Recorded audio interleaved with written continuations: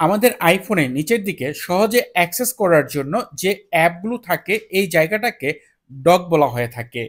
এখন আপনি চাইলে আপনার এই ডকটাকে কাস্টমাইজ করে ব্যবহার করতে পারবেন। এই ডকের কালার আপনি চেঞ্জ করতে পারবেন ওয়ালপেপারের ধরন অনুযায়ী। আপনি যে কালারের ওয়ালপেপার ব্যবহার করছেন, আপনি চাইলে সেই কালারের ডক আপনি ব্যবহার করতে পারবেন।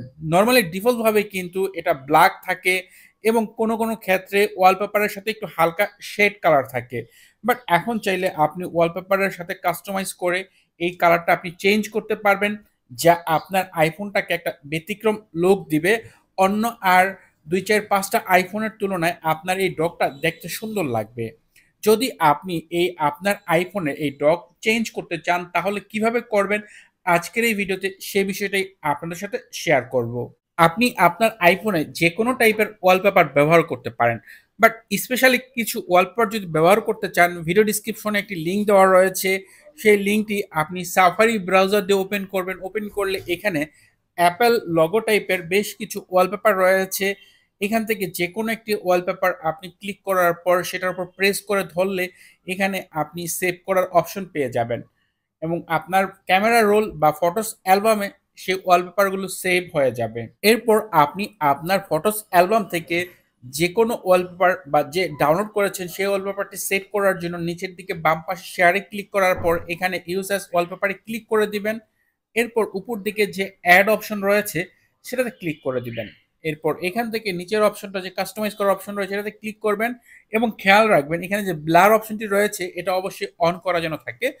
আপনার ওয়ালপেপারটি যাতে ব্লার হিসেবে থাকে এবং ব্লার সিলেক্ট করার পর উপর দিকে ডানে ক্লিক করে দিবেন। এরপর আপনি দেখতে পাবেন যে আপনার সেই ওয়ালপেপারটি আপনার আইফোনে সেভ হয়ে গেছে। এখন দেখেন এখানে ডকটা কিন্তু এক কালার। এখন যদি আপনি আপনার আইফোনের ডক কালার চেঞ্জ করতে চান তাহলে সেটিংস অ্যাপে চলে যাবেন। এরপর এখান থেকে অ্যাক্সেসিবিলিটি অপশনে চলে যাবেন। এরপর এখান থেকে ডিসপ্লে অ্যান্ড টেক্সট সাইজ অপশনে যাবেন এবং এখানে যে রিডিউস ট্রান্সপারেন্সি যে অপশনটি রয়েছে এটাতে ক্লিক করে দিয়ে এটা অন করে দিবেন। সাথে দেখতে পাবেন যে আপনি ওয়ালপেপার যেই কালারে সেট করেছেন ঠিক সেই কালারের এখানে ডক কালার চেঞ্জ হয়ে গেছে। আপনি চাইলে এটা যেকোনো সময় অফ করতে পারেন।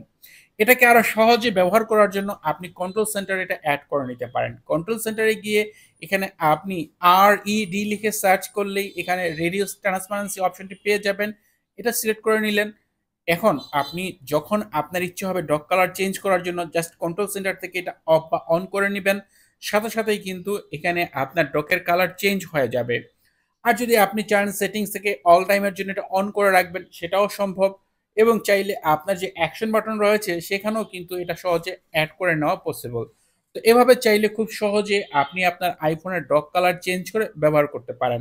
যদি ভিডিওটি আপনার কাছে ভালো লাগে তাহলে অবশ্যই ভিডিওতে লাইক দিবেন, কমেন্ট করবেন। চ্যানেলটি সাবস্ক্রাইব না করা থাকলে নিয়মিত আইফোন রিলেটেড ভিডিও দেখার জন্য চ্যানেলটি সাবস্ক্রাইব করে নেবেন। কথা হবে পরের ভিডিওতে। সে পর্যন্ত ভালো থাকুন, সুস্থ থাকুন। আল্লাহ হাফেজ।